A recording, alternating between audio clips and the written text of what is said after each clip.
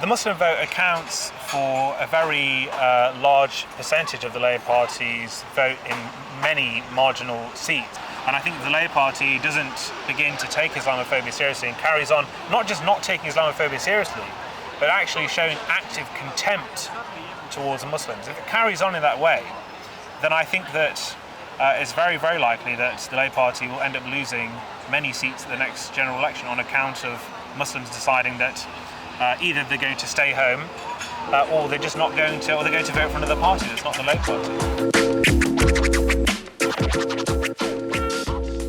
Islamophobia in the Labour Party has been deeply entrenched for years. It didn't start under Keir Starmer, and it unfortunately wasn't cured under Jeremy Corbyn. The Labour Party has been actually responsible for promulgating Islamophobia in the UK, I think really at a mainstream level ever since the beginning of the so-called war on terror under Tony Blair and New Labour. We have to act within the terms set out in Resolution 1441, that is our legal base.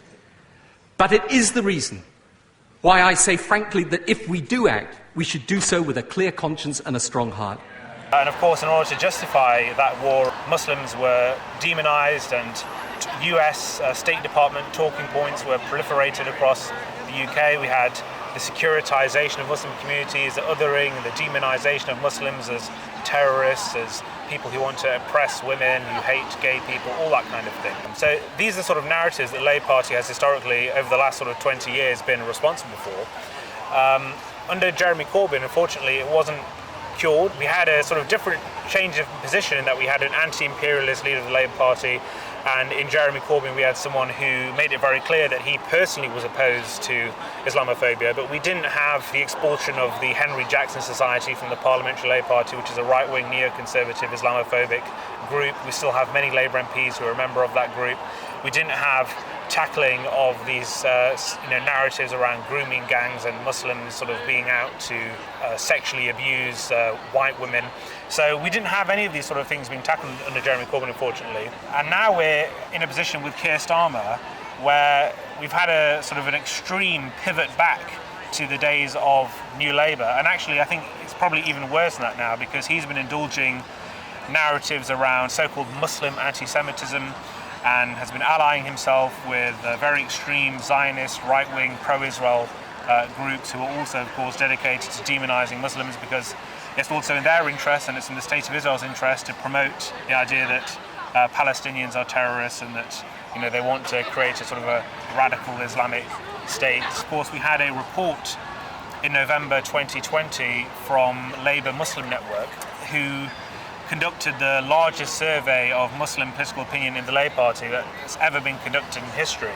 And they found in that survey that 1 in 4 Muslims in the Labour Party have directly experienced Islamophobia, that 1 in 3 Muslims in the Labour Party have witnessed Islamophobia, and that almost half of Muslims in the Labour Party didn't trust the Labour Party's complaints procedures, nor did they think that the Labour Party actually takes Islamophobia seriously. And I think that was really vindicated when Keir Starmer refused to even acknowledge that report existed until 2 weeks after it was released. This was a bombshell report from a major Muslim group inside the Labour Party documenting some very serious things about Islamophobia.